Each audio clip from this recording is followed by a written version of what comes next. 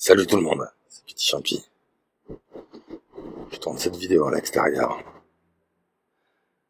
parce que j'ai encore subi des pressions innommables. Du coup, même chez moi, je suis plus à l'abri. C'est assez horrible. Des fois, il y a des cris bizarres, des cris aigus qui sortent de chez moi, comme des gémissements. Enfin, je fais cette vidéo parce que j'ai trouvé une nouvelle histoire. Il faut absolument que je vous délivre. Mais je vais pas le faire en plusieurs fois cette fois-ci. Celle-ci, je vais vous la lire en entier. Oui. Ce sera un épisode spécial. Oh, écoutez. Je vais tout de suite commencer à lire cette histoire de H.P. Lovecraft qui se nomme L'Indicible.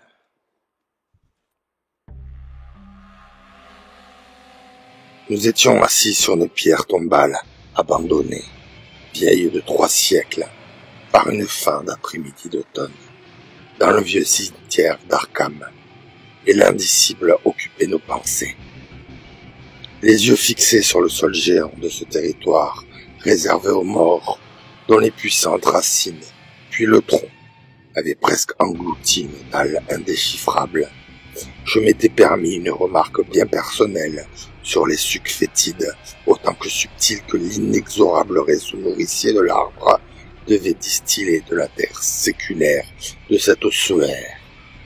Mon ami s'était moqué de ce qu'il avait appelé des enfantillages et m'avait répondu que puisqu'aucun ensevelissement n'avait eu lieu en cet endroit depuis plus d'1 siècle, la terre ne pouvait rien receler que de parfaitement normal. De plus, avait-il ajouté, ma préoccupation constante de ce que j'appelais les choses innommables et indicibles trahissait en moi un esprit fort puéril, non sans rapport avec ma réussite, plus que relative dans le métier d'écrivain que je m'étais choisi.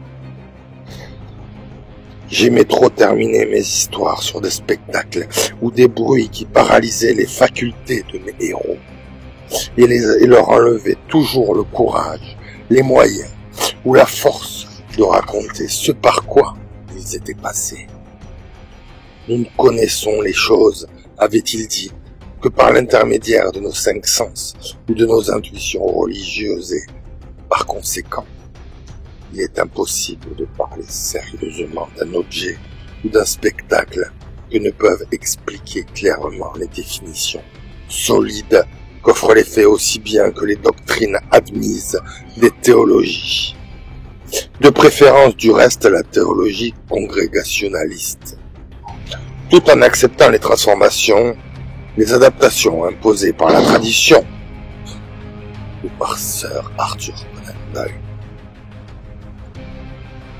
J'avais souvent partagé de longues heures pâles avec cet ami, Joel Manton, en discussions interminables. Docteur de l'East High School, né à Boston, élevé dans cette ville, il en partageait l'indifférence caractéristique et satisfaite de toute la Nouvelle-Angleterre à l'égard des harmoniques les plus délicats du monde sensible. Selon lui, et c'était le point de vue qu'il défendait, seules nos expériences normales et objectives ont une signification esthétique, et le rôle de l'artiste est moins de susciter des émotions fortes à l'aide de l'action, de l'extase ou de la stupeur, que d'entretenir un intérêt calme et permanent, un jugement sain chez le lecteur à l'aide de transcriptions exactes et détaillées de la vie quotidienne. Il s'est levé tout particulièrement contre mon souci du mystique et de l'inexpliqué. Car, quoique croyant bien plus que moi à un certain point de vue au surnaturel, il refusait de le tenir suffisamment ordinaire et fréquent pour avoir le droit d'intéresser le travail littéraire. Qu'un esprit pût trouver ses joies les plus hautes dans des échappées originales, aux antipodes de la routine de tous les jours, et dans les combinaisons aussi frappantes que neuves de ces images que l'habitude et la lassitude, à force de les faire repasser dans le sillon ébréché et usé de la normale, ont dépouillé de tout élément vivant. Voilà qui était impensable pour cet esprit clair, pratique et éminemment logique. Pour lui, toute chose, tout sentiment avait des dimensions, des propriétés, des causes et des effets bien déterminés. Et quoiqu'il eût vaguement conscience du fait que l'esprit parfois nourrit des visions et des sensations d'une nature beaucoup moins géométrique, classifiable et utilisable, il se croyait justifié à tracer une frontière arbitraire et à tenir pour quantité négligeable tout ce qui ne peut être vécu et pleinement compris par l'homme de la rue. De plus, il était pratiquement certain que rien ne pouvait être vraiment indicible. Cela ne lui paraissait pas sérieux. Quoique parfaitement conscient de la futilité d'une discussion sur l'imaginaire ou la métaphysique en face du solide bon sens d'un citoyen normal de nos contrées, quelque chose dans ce décor et dans le moment fit naître en moi une humeur querelleuse, plus marquée qu'à l'ordinaire.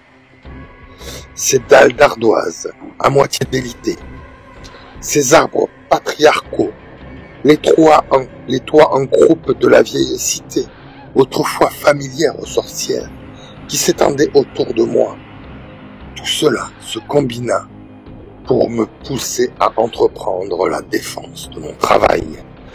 Même, je ne tardais guère à lancer mes troupes en territoire ennemi.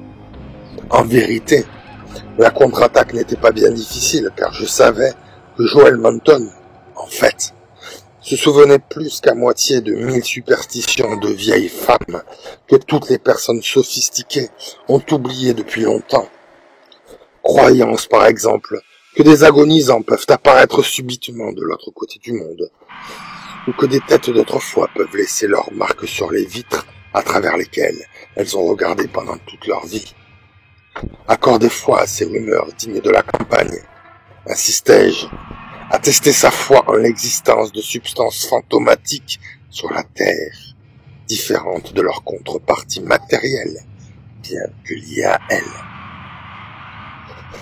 Ce qui supposait le droit de croire en des phénomènes inexplicables par des concepts courants, car si un homme mort peut transmettre son image, tangible et visible de l'autre côté du monde, ou lui faire enjamber le cours des siècles, comment serait-il absurde d'imaginer que les demeures abandonnées peuvent être peuplées de choses bizarres, mais sensibles, ou que les vieux cimetières bruissent de l'intelligence terrible et désincarnée des générations disparues. Et comme l'esprit, pour pouvoir provoquer toutes les manifestations qui lui sont attribuées, ne peut se plier aux lois qui régissent la matière, pourquoi serait-il grotesque d'imaginer des choses mortes douées d'une vie psychique et possédant des formes ou des absences de formes qui seraient pour les humains ordinaires foncièrement, terriblement innommables? Le bon sens, opposé à ces notions, déclarai-je à mon ami non sans quelque chaleur, n'est qu'une méprisable et pitoyable absence d'imagination et de souplesse mentale. Le crépuscule, maintenant, avait étendu sur nous son manteau d'ombre. Mais ni Joël, ni moi n'éprouvions le besoin ou l'envie d'arrêter là cette discussion. Manton paraissait toujours aussi insensible à ce que je lui disais, et plus que disposé à me réfuter, animé comme il l'était par cette confiance en sa propre opinion, responsable en grande partie de sa réussite dans sa carrière d'enseignant. Et moi, de mon côté, j'étais trop certain de ce que j'avançais pour craindre la défaite. L'obscurité s'approfondissant, les lumières commencèrent à scintiller derrière quelques-unes des fenêtres au loin. Mais nous ne bougions pas, nous étions, soit dit en passant, fort bien assis sur notre tombe. Et je savais que mon ami prosaïque comme il l'était, ne s'inquiéterait pas de la profonde fissure ménagée dans l'antique assemblage de briques. pétri par les racines qui se trouvaient juste derrière nous. Non plus que la dense obscurité que valait à l'endroit la proximité d'une bâtisse du XVIIe siècle, branlante et déserte, dressée entre nous et la rue éclairée la plus proche. Donc, dans la nuit, près de cette fosse à demi ouverte et de cette maison sans occupant, nous parlâmes de l'indicible. Et lorsque mon ami eut fini, en riant, de réfuter mes arguments, je lui dévoilai les preuves incroyables sur lesquelles j'avais bâti la nouvelle, qui avait à ce point excité son hilarité. Ce récit, je l'avais appelé « La fenêtre d'en haut », et il avait paru dans le numéro de janvier 1922 de Whispers. En nombre d'endroits, et surtout dans le sud et près de la côte pacifique, on avait dû retirer des stands les exemplaires de cette publication, à la suite de plaintes pusillanimes, mais malheureusement nombreuses. En Nouvelle-Angleterre, on ne s'était pas laissé impressionner. On s'était contenté de hausser les épaules devant ce qu'on avait appelé mes extravagances. Tout d'abord, avait-on dit, la chose était biologiquement impossible.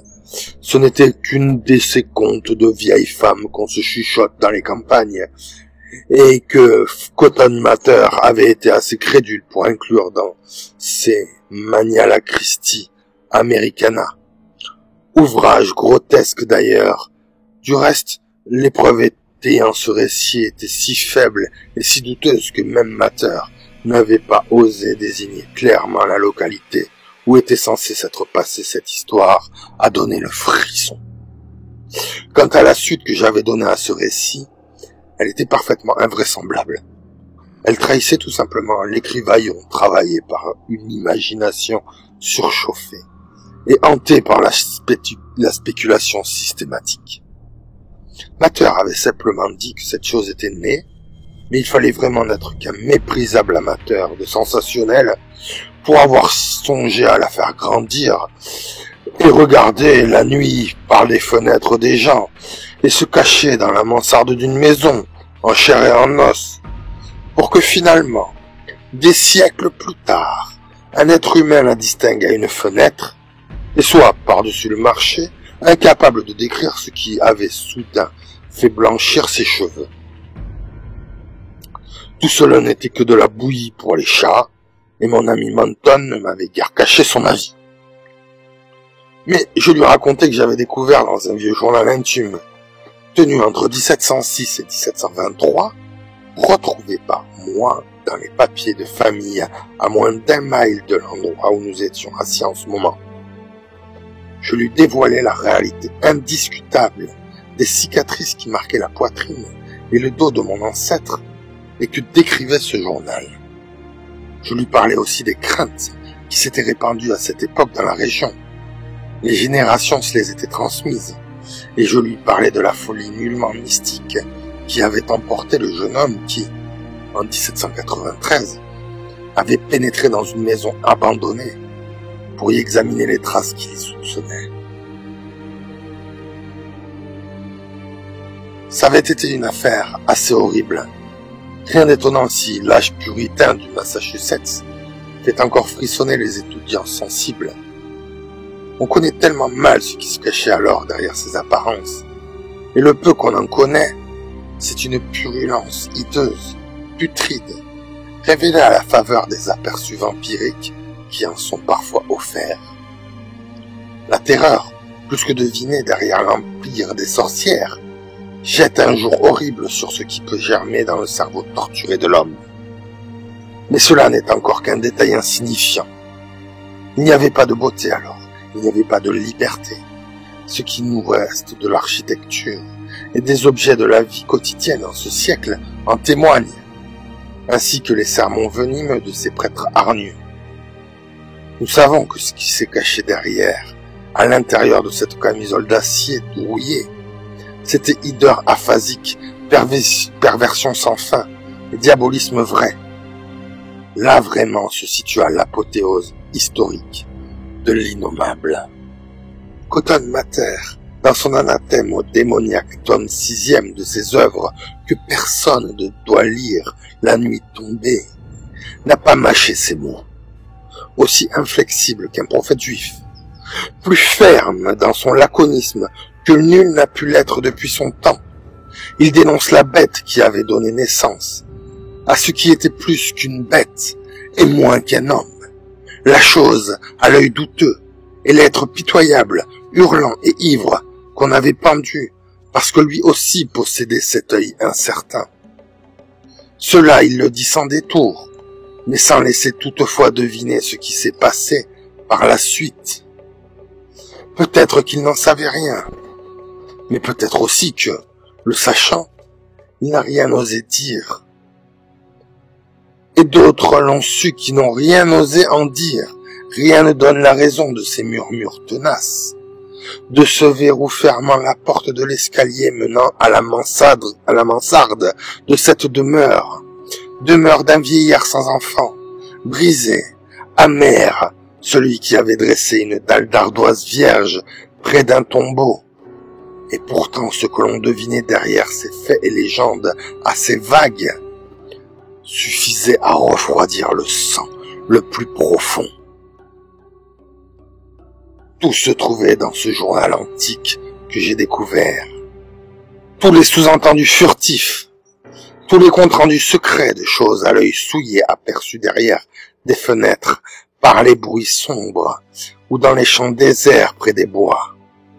C'est quelque chose qui s'empara de mon ancêtre dans une sombre allée au creux d'un val, qui lui laissa des traces de cornes sur la poitrine et des griffes sur le dos. Et lorsqu'on examina les empreintes laissées par la chose dans la poussière remuée, on y découvrit les marques mélangées de sabots fourchus et de pattes vaguement anthropoïdes. Un jour, un messager du service postal relata qu'il avait vu un vieil homme qui pourchassait en criant une chose effrayante, boiteuse et sans nom sur Middle Hill, aux heures vagues qui précèdent l'aube, et nombreux furent ceux qui le crurent. Aucun doute, on raconta des choses bien bizarres par cette nuit solitaire de 1710, sur ce vieil homme sans enfant et brisé, lorsqu'on l'enterra dans la crypte, derrière sa propre maison, en face de la dalle d'ardoise sans inscription. On ne déverrouilla jamais la porte allant à la mansarde, et on abandonna toute la maison comme elle était, vide et redoutée. Et par la suite, chaque fois qu'on entendait des bruits venant de cette maison, on se parlait tout bas, on tremblait, avec l'espoir que le verrou de l'escalier tiendrait bon. Puis cet espoir lui-même mourut lorsque l'horreur se manifesta au presbytère. Et il n'y eut alors aucune âme vivante qui n'emportât la marque, vivante ou morte. Petit à petit, au fur et à mesure que les années s'écoulaient, la légende pourtant prit les allures d'un conte de fées. J'imagine que la chose, à supposer qu'elle eût été vivante, était morte. Le souvenir qui longtemps traîna derrière elle fut atroce, et d'autant plus atroce qu'il était plus secret. Pendant le cours de mon récit, mon ami s'était enfoncé dans un silence de plus en plus profond, et j'eus vu que ce que je venais de lui raconter avait fait l'impression sur lui. Il ne rit pas lorsque je me tus, mais d'une voix assez sérieuse au contraire, me pria de lui donner d'autres détails sur le jeune homme qui était devenu fou en 1793, et dont j'avais fait le héros de ma nouvelle. Je lui expliquai pourquoi ce jeune homme était allé voir cette maison que l'on évitait. J'ajoutai qu'il n'y avait rien d'étonnant à ce qu'il s'y fût intéressé, puisque, aussi bien qu'il croyait que les vitres gardent la mémoire des personnes qui ont longtemps regardé à travers. Ce jeune homme était allé examiner les fenêtres de cette horrible mansarde parce qu'on lui avait dit que quelqu'un avait vu des choses derrière. Et il en était revenu, hurlant et fou. Menton, pendant que je parlais, resta silencieux. Comme réfléchissant, mais petit à petit, son tour d'esprit analytique reprit le dessus. Il dit, pour le plaisir de discuter, qu'il devait y avoir eu réellement quelques créatures inconnues, mais il me rappela qu'il n'y a aucune raison pour que les plus morbides perversions de la nature soient innommables ou indescriptibles aux yeux de la science. Je le félicitais autant de sa clarté d'esprit que de son entêtement, mais lui fournit alors quelques révélations supplémentaires que j'avais glanées en allant voir de vieilles personnes. Ces légendes fantomatiques, plus tardives, lui dis-je clairement, faisaient allusion à des apparitions monstrueuses, plus effarantes que tout être organique. Des apparitions de formes bestiales et gigantesques, par moments visibles et en d'autres seulement tangibles, flottant dans l'air par les nuits sans lune, hantant la vieille maison, la crypte qui se trouvait derrière elle, et les alentours de ce tombeau abrité maintenant par un jeune arbre qui avait poussé à côté de la dalle illisible. Que l'être qui se trouvait à l'origine de ces apparitions eût jamais éventré ou étouffé une personne humaine, comme l'affirmaient des traditions invérifiables, il était difficile de le dire. Quoi qu'il en fût, il avait laissé derrière lui une impression puissante et permanente. Il faisait encore trembler les plus âgés des autochtones. Mais les générations plus récentes l'avaient pratiquement oublié. Peut-être du reste que le souvenir s'en effaçait à force de n'être plus évoqué. D'un autre côté, cependant, dans la mesure où l'on voulait juger l'affaire d'un point de vue esthétique, les émanations psychiques des humains pouvaient être grotesques et caricaturales. Quelle représentation logique pouvait rendre compte d'une nébulosité aussi informe et aussi infâme que le spectre d'une horreur pernicieuse et inorganique à soi seul un blasphème putride à l'égard de la nature? Conçu à partir du cerveau mort d'un cauchemar hybride, est-ce qu'une horreur aérienne de ce genre ne pouvait pas constituer, dans toute sa réalité haïssable, l'exquis, l'atroce innommable? Il devait être fort tard. Une chauve-souris étonnamment silencieuse me frôla. Et je crois qu'elle passa tout près de Manton car, quoiqu'il fût noyé dans l'obscurité, je le sentis lever le bras. Puis, il prit la parole. « Mais, est-ce que la maison où se trouve cette fenêtre et cette mansarde, dit-il, existe toujours, abandonnée ?»« Oui, lui répondis-je, je l'ai vue. »« Est-ce que vous y avez trouvé quelque chose, dans la mansarde ou ailleurs ?»« Des ossements sous le toit. C'est peut-être ce que ce jeune homme avait découvert. Il était si sensible qu'il ne lui en fallait pas plus pour devenir fou. Si ces ossements provenaient tous du même être, ce devait être une folle monstruosité. Ça aurait été un crime que de laisser ces débris au jour. Je suis revenu plus tard dans cette maison avec un sac et les ai enfouis dans la tombe qui se trouve derrière la maison. Elle présentait une fissure assez large que j'ai utilisée. Ne vous imaginez pas que j'ai agi comme un gamin. Si vous aviez vu ce crâne, il avait des cornes longues de 10 cm. Et en même temps, une mâchoire assez proche de la vôtre ou de la mienne. J'avais réussi. Enfin, je sentais Manton, qui s'était rapproché de moi, frissonner pour de bon. Mais sa curiosité était plus aiguillonnée que jamais. Et les vitres des fenêtres? Il n'y en avait plus une seule. Une des fenêtres avait perdu son cadre, aucune des autres n'avait conservé la moindre trace de vitre. Vous savez, ces petits carreaux comme on en faisait autrefois, ces croisillons, avaient déjà disparu en 1700. À mon avis, il y avait plus d'un siècle que ces vitres avaient été brisées. C'était peut-être l'œuvre de ce jeune homme dont je vous ai parlé, à condition qu'il soit monté jusque-là. La légende ne le dit pas. Manton réfléchissait. J'aimerais bien voir cette maison, Carter. Où se trouve-t-elle? Vitre ou pas vitre, j'aimerais bien la visiter un petit peu. Et aussi la tombe où vous avez caché ces ossements. Et aussi cet autre tombeau qui ne porte pas d'inscription. Tout cela doit être quelque peu terrifiant. vous les avez vus avant que la nuit ne tombe. Mon récit avait été plus efficace que je n'avais cru, car à ces paroles, à cet effet assez innocent, mon ami sauta en l'air, s'écartant brusquement de moi et poussa une sorte de cri hoquetant qui traduisait parfaitement son état d'esprit. Ce fut un cri bizarre, et d'autant plus bizarre qu'on y répondit. En même temps que l'écho s'en apaisait, j'entendis comme un craquement dans l'obscurité dense, et compris tout de suite que c'était une fenêtre à croisillon qui s'ouvrait dans la vieille maison qui nous abritait de son ombre. Comme tous les autres embrasures étaient depuis longtemps sans battant, je sus aussitôt que c'était la fenêtre démoniaque de la mansarde, la fenêtre sinistre et sans vitre qui venait de grincer.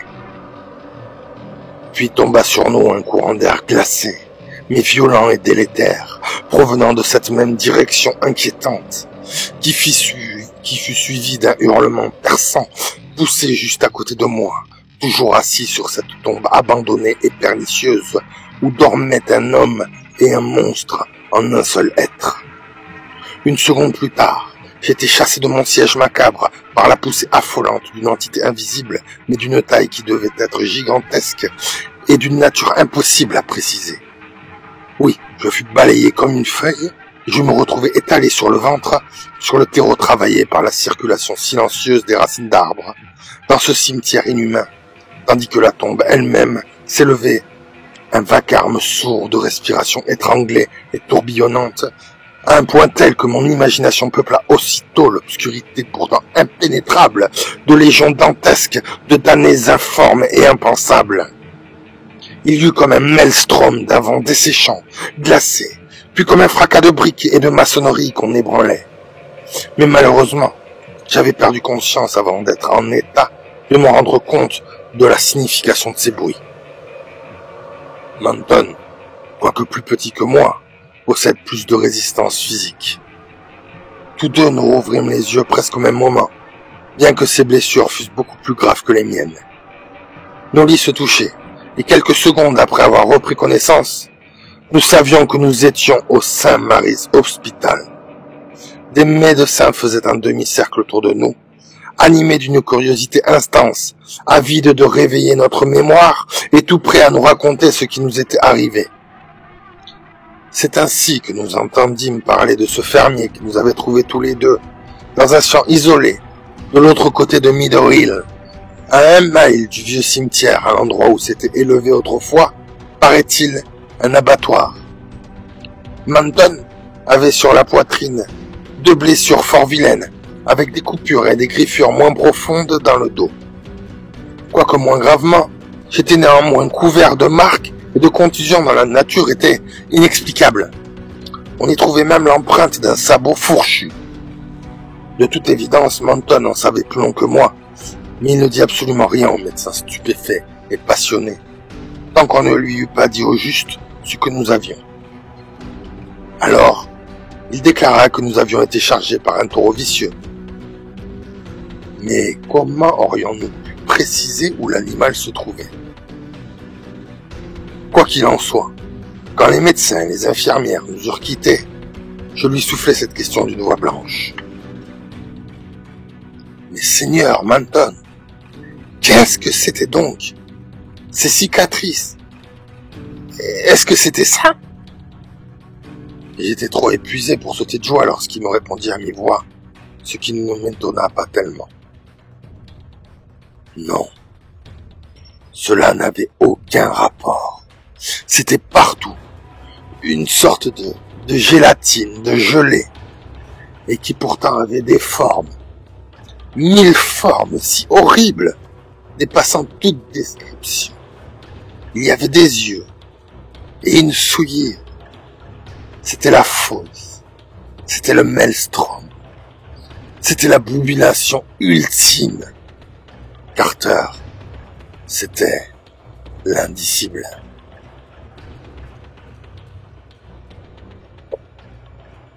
Cette histoire est terminée. J'espère que, malgré le bruit ambiant, malgré les interruptions dues à des regards plutôt menaçant posé sur moi, qui persiste d'ailleurs. J'espère que vous aurez pu profiter pleinement de cet épisode. Je vais prendre un peu de vacances, j'en ai besoin. Mercredi, il n'y aura pas de Necronomicon. Mais, le mercredi suivant, rassurez-vous, il y aura bien un épisode. Il faut que je continue à faire mes recherches. Mais il faut surtout que je prenne un peu de distance avec cet endroit, avec ce livre. Juste le temps pour moi de faire évacuer ces pressions. Sinon, je vais devenir fou. Mais rassurez-vous, je vais continuer à vous révéler la vérité. Je ne vous laisserai pas tomber. À très bientôt. Et n'hésitez pas à vous abonner à cette chaîne afin de connaître toute la vérité. À bientôt.